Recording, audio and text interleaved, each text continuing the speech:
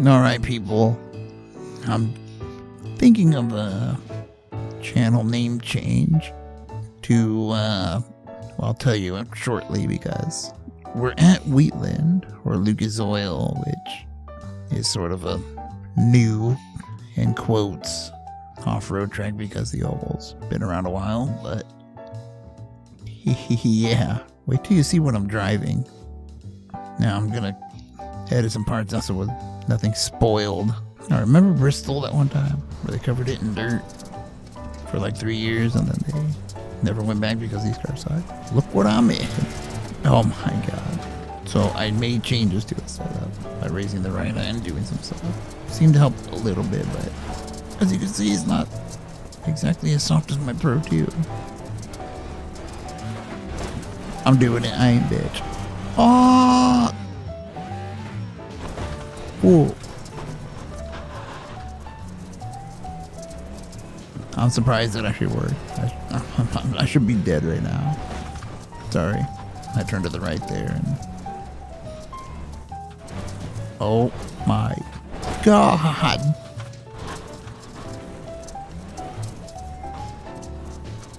So, next gen Cup cars are not... They're not meant for dirt.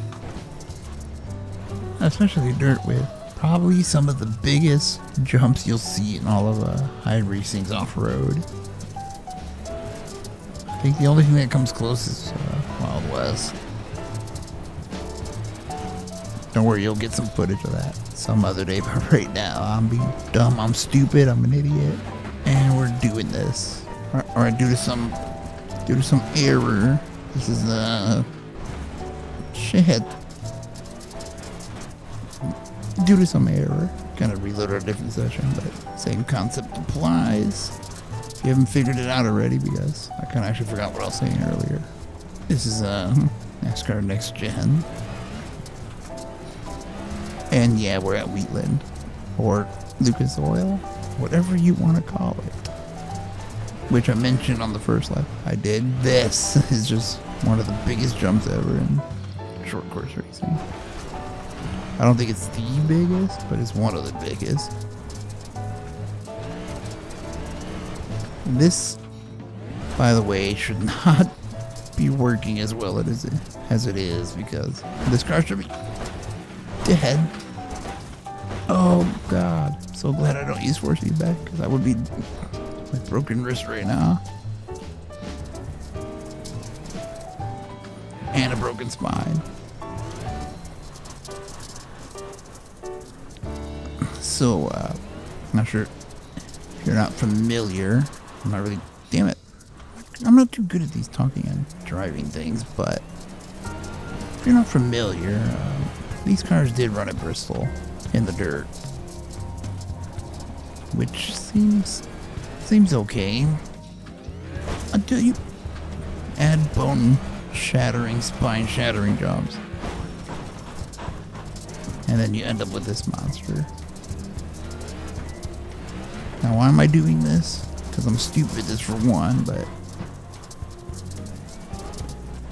Alright, so why am I doing this? Because I'm an idiot. What else? What other explanation do you want? Plus, I was kind of going to use this to... I guess reveal a little channel name change, which... I bitch...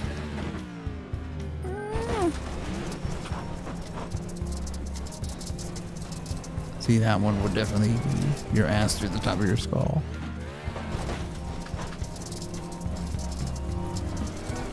I'm just full throttling, no concern for what happens. This car is stupidly tough. You can't 1x another driver. You get wheel damage, but yeah, you can throw it off monstrous jobs and have nothing go wrong. This car is just... This should not be... Apparently, I don't know how to get through that corner. Alright, where was I? Something about a channel name change.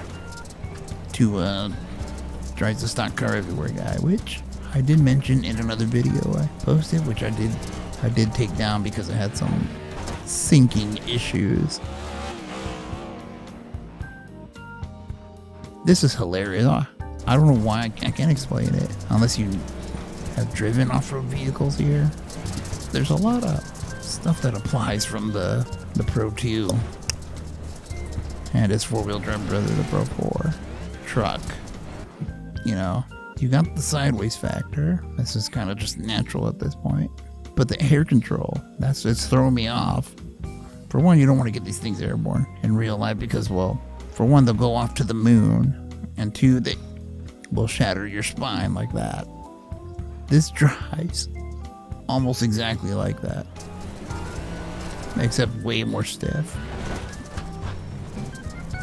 So let's do another I Ain't Bitch run. Oh, okay, there's my teeth through my skull.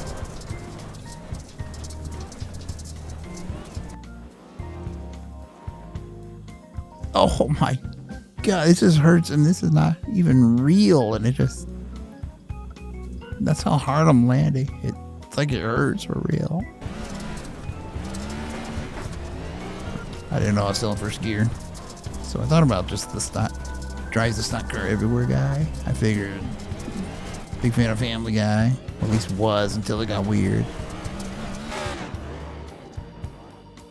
And then obviously, ride to 10 speed everywhere guy was inspiration, but because I drive these things, that stupid idea, like I'm doing now, where I drive this piece of shit at this.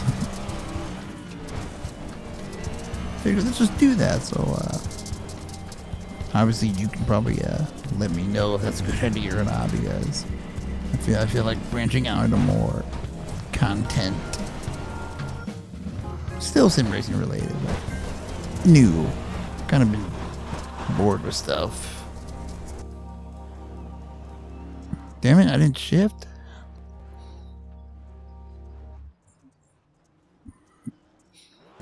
Okay, let's just take this a little more sensible.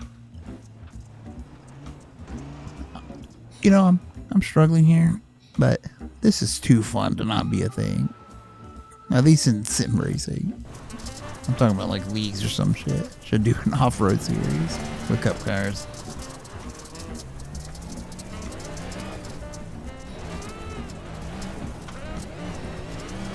Alright, so what I did to get this to work was I raised the crap out of the right height.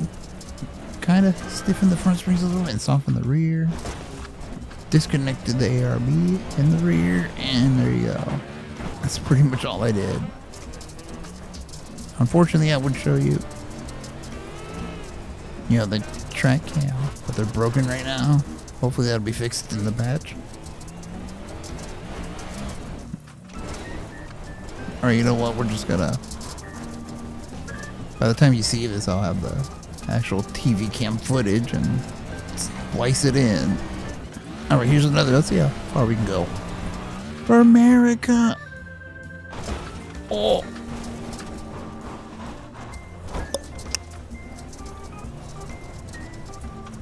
Alright, let's quit it there. Alright, so what I was saying about broken track cams, this is the oval cam, by the way. It's just, there is no dedicated track cam. There's me for America-ing it.